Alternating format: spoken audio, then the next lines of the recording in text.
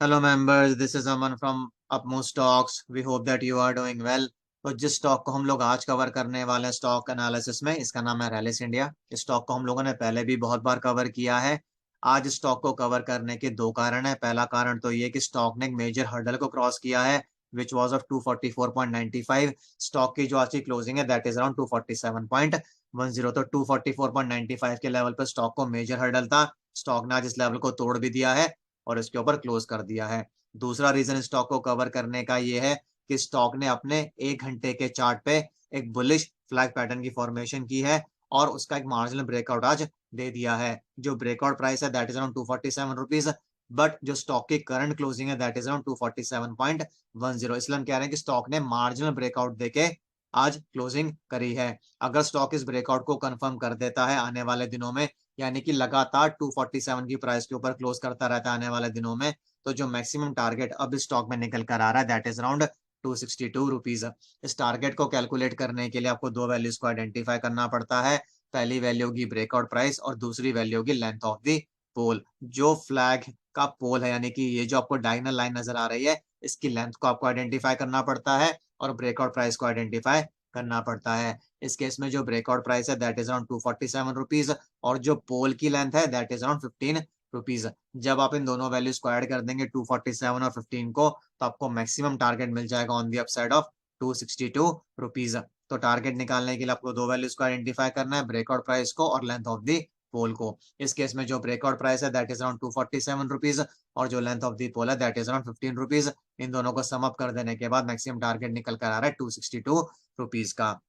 तो हम ये मान लेते हैं कि स्टॉक इस ब्रेकआउट को कंफर्म कर देता है आने वाले दिनों में और लगातार 247 की प्राइस के ऊपर क्लोज करता रहता है। उस केस में जो इंटरमीडिएट टारगेट्स या फिर रेजिस्टेंस लेवल्स होंगे उनको भी समझ लेते हैं। तो जो स्टॉक में पहला इंटरमीडिएट टारगेट या फिर रेजिस्टेंस लेवल निकल कर आ रहा है दैट इज अराउंड 250 रुपीज। अगर स्टॉक 250 के लेवल को तोड़ देता है, उसको सस्टेन करना शुरू कर देता है, नेक्स्ट टारगेट और resistance level would be around 254 rupees.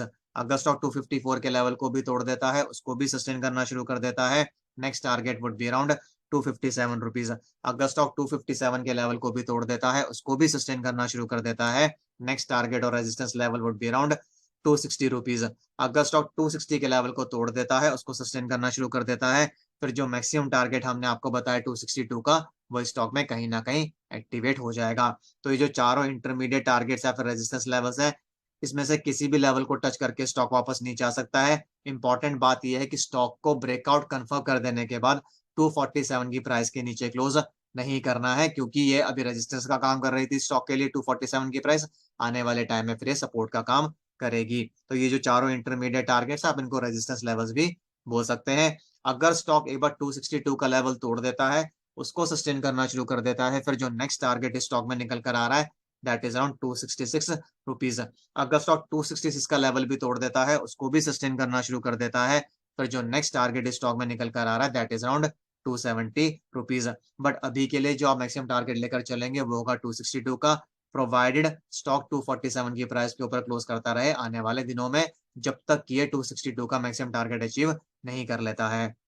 तो ये तो हो गया इंटरमीडिएट टारगेट्स क्या है, मैक्सिमम टारगेट क्या है, और अगर स्टॉक 262 का लेवल तोड़ देता है तो फिर ये कहां तक जा सकता है। अब इसमें एक और इंपॉर्टेंट बात यह है कि मान लीजिए कि स्टॉक इस ब्रेकआउट को फेल कर देता है और वापस नीचे आने की कोशिश करता है, तो स्टॉक के लिए मेजर सपोर्ट लेवल कौन सा है। उस केस में जो स्टॉक के लिए मेजर सपोर्ट लेवल निकल कर आ रहा है दैट इज अराउंड 238 रुपीज। अगर स्टॉक 238 के नीचे क्लोज करना शुरू कर देगा, फिर स्टॉक में फर्दर वीकनेस आ सकती है और स्टॉक 234 से लेके 230 के लेवल को भी टच कर सकता है काफी कम टाइम स्पैन में। तो नीचे की तरफ जो मेजर सपोर्ट लेवल स्टॉक में निकल कर आ रहा है दैट इज अराउंड 238 रुपीज। अगर आपके पोर्टफोलियो में स्टॉक है तो आपको दो लेवल्स का भी ध्यान रखना होगा, नीचे की तरफ 238 का और ऊपर की तरफ जो अभी इसके लिए मेजर सपोर्ट का काम करेगी that will be around 247 rupees. अगर स्टॉक वापस इस रेंज में री एंटर कर जाएगा तो फिर से आपको ब्रेकआउट का वेट करना पड़ सकता है। तो अगर आपको स्टॉक से रिलेटेड कुछ भी कंसर्न्स, क्वेरीज या सजेशंस हो तो आप कमेंट बॉक्स में डाल सकते हैं। हम उनका रिप्लाई करने की कोशिश करेंगे जल्दी से जल्दी। और इसी के साथ मैं इस वीडियो को एंड करूंगा। This is Aman signing off. Bye bye, take care.